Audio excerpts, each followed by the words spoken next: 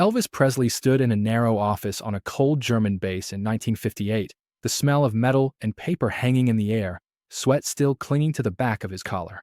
He had just finished a routine task, nothing memorable, nothing important, when a sergeant stepped forward and slid a sealed envelope across the desk. It was plain, off-white, official, Red Cross stamped in the corner. The kind of envelope that never arrived without taking something with it. The paper itself looked harmless. The silence did not. Elvis did not reach for it right away. Years of cameras had taught him how to keep his face calm even when his stomach dropped. The army had rules about composure, about order, about not being special. Fame stopped at the gate. Inside these walls, he was Private Presley, not Elvis. He rested his hands flat on the desk, felt the faint tremor in his fingers, and forced them still. The sergeant watched him closely, not unkind, just professional. Men in uniform learned quickly what certain envelopes meant. The return address caught Elvis's eye before he even broke the seal.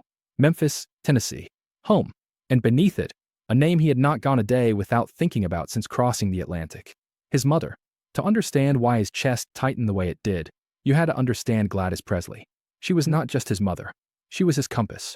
The voice that told him who he was before the world started shouting different answers. When money was gone, when doors stayed shut, when fame came too fast and too loud, she was the one thing that never shifted. Leaving her behind to wear this uniform had already felt like tearing away something vital. Elvis swallowed and drew a slow breath through his nose. Around him, the base hummed with distant footsteps and clipped voices, life moving on without permission. The sergeant cleared his throat and tapped the envelope once against the desk, the sound sharp in the small room. Read it, Presley. Before uniforms and headlines, before screaming crowds and studio lights, Elvis Presley had exactly one safe place in the world, and it was Gladys. She believed in him when money ran out and electricity got shut off, when neighbors whispered and relatives shook their heads. She believed in him when he believed in himself a little too much and when he did not believe at all. When fame arrived like a storm, she became both his shelter and his soft spot. She worried constantly, like the world was a thing that might snatch him away if she looked down for even a moment. That worry followed him into stardom and made leaving her harder than leaving the music. When the draft came, Elvis smiled for the cameras and shook the right hands. He said all the right things about duty and service, promised it would only be for a while, promised he would be fine. What he did not say was that crossing the ocean felt like cutting the cord that kept him steady. In Germany, the days were structured and loud, but the nights were quiet in a way that made thoughts echo. He wrote constantly, long letters, short letters, letters that said nothing important except that he was still there.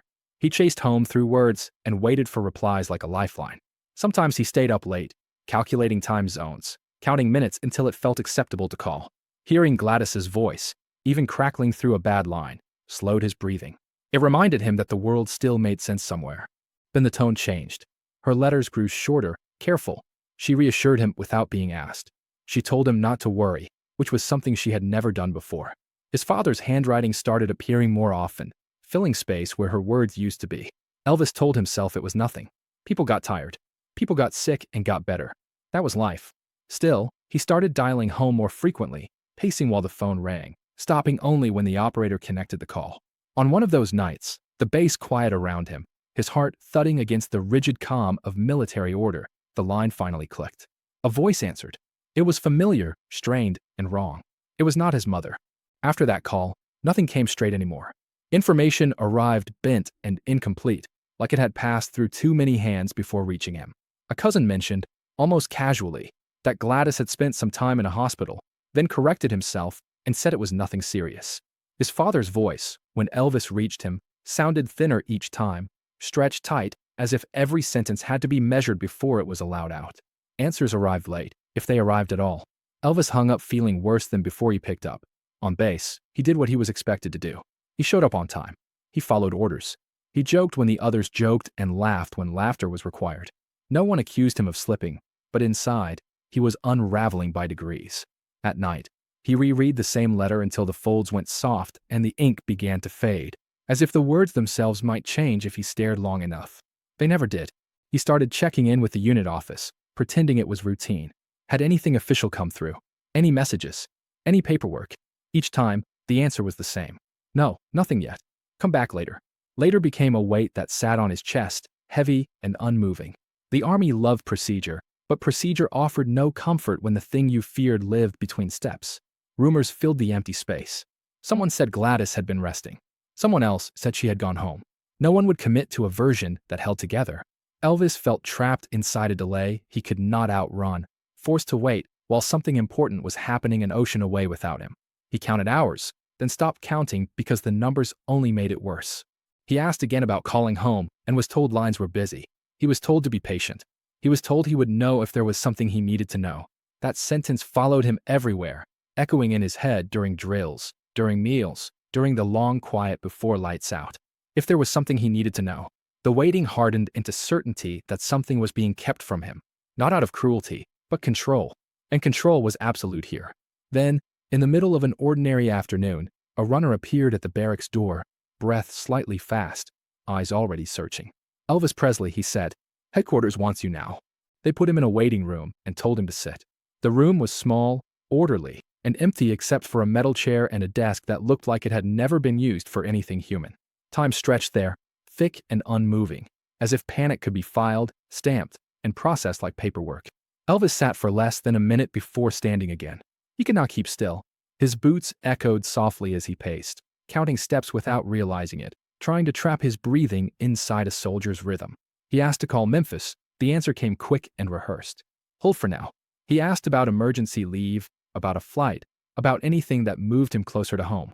Each request met the same response, delivered politely and without explanation. Waiting for confirmation. Waiting for orders. Waiting like the outcome depended on a stack of forms instead of a human life. Every answer felt like a door closing just before he reached it. Outside the building, the base moved as usual, but he could sense something shifting. Word traveled fast in places like this. He did not need to see a camera to feel attention gathering, curiosity pressing in from all sides. He kept his head down when someone passed the open doorway, aware that a single crack in his composure would turn him into something else entirely. Not a soldier, a spectacle. Inside the room, he forced himself to slow down. Panic would not help. Panic would give people something to stare at. He leaned against the wall, closed his eyes for a moment, and imagined Gladys's voice telling him to stay steady, to breathe. The thought almost broke him, so he shoved it aside and focused on the scrape of his boots against the floor. Minutes passed, maybe more. Time had lost its shape. His chest felt tight, like it had been wrapped in wire. Just as he considered asking again, the door opened. The sergeant stepped inside, face unreadable, movements precise. In his hand was the same envelope Elvis had seen before, the same off-white paper, the same Red Cross stamp in the corner. The sergeant held it out, not unkind, not gentle either. "Just final. This is for you," he said. Elvis stared at the envelope, knowing that whatever waited inside it would not wait any longer. Elvis broke the seal with his thumb and unfolded the paper inside. There were only a few lines, typed clean and official, the kind of language designed to keep emotion out. It did not matter. He read the words once, then again, because his mind refused to accept how little space it took to end everything. His mother had died. Gladys loved Presley. The date, the place, nothing else. For a heartbeat, he did nothing. Not because he felt nothing, but because he felt too much. The room was suddenly full of eyes, even though no one moved closer. He understood, with a strange clarity, that if he collapsed here, it would follow him forever. It would be whispered, photographed, retold. So he held himself upright, jaw locked, shoulders squared, and swallowed whatever sound was trying to come out of his throat. He folded the paper carefully and asked, in a voice that did not sound like it belonged to him, for emergency leave. He did not argue. He did not plead. He spoke the language the army respected. Calm, direct, procedural. He signed what they put in front of him, answered questions without hearing them, nodded at instructions he barely processed. He gave them composure, and in return, they gave him a flight. The journey home blurred together. The hum of the plane, the smell of recycled air, faces that recognized him and then looked away, unsure what version of him they were seeing. By the time he reached Memphis, he felt hollowed out, like something essential had already been buried without him. At the funeral, he stood rigid beside the casket, dressed in uniform, a soldier among mourners. People cried quietly around him. Cameras stayed back, respectful for once. When the final prayers ended and the crowd shifted, when everyone looked down or turned away, Elvis felt the strength leave his legs all at once.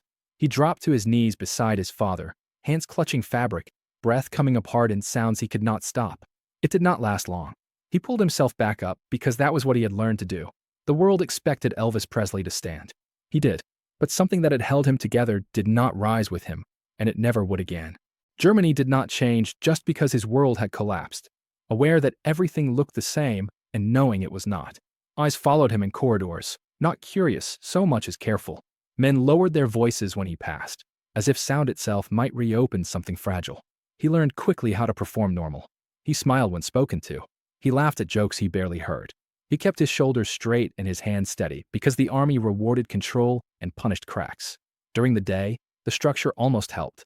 There was always a next task, a next formation, a next instruction to follow. Motion filled the space where thoughts wanted to gather. Nights were different. When the base went quiet and the lights dimmed, memory stopped waiting its turn. His bunk felt too narrow, the ceiling too close. He replayed moments he had never questioned before. The way his mother looked at him before he left. The sound of her voice on the phone. The last letter, the careful reassurance that now felt like a warning he had missed. Sleep became a thing that hovered just out of reach. After a few nights of staring into the dark, a medic noticed the circles under his eyes and the stiffness in his movements.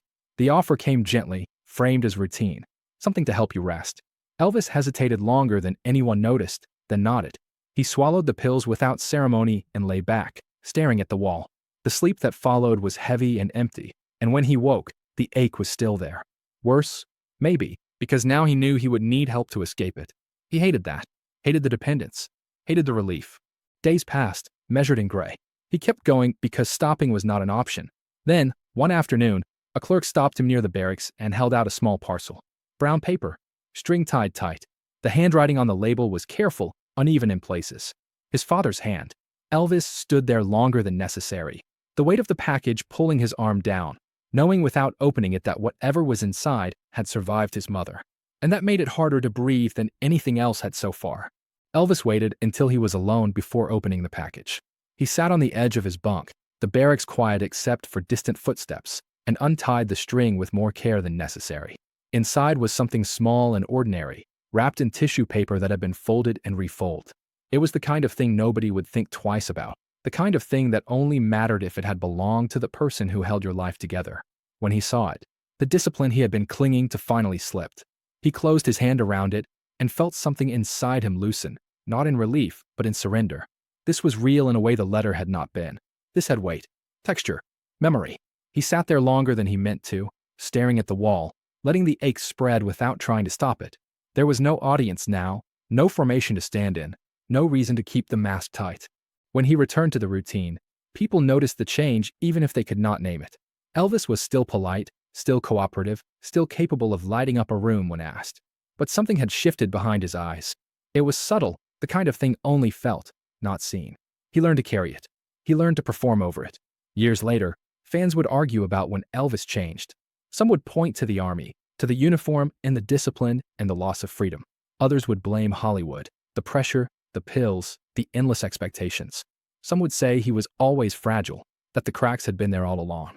Everyone had a theory, because legends invite explanation. The truth sat somewhere quieter. He could still charm a room with a smile.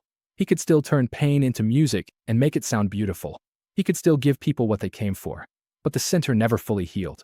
The one place he had rested without effort was gone, and nothing ever replaced it. The legend says Elvis Presley stayed strong, that he endured, adapted, carried on. The cost was that he became very good at looking fine while holding something broken where no one else could see it.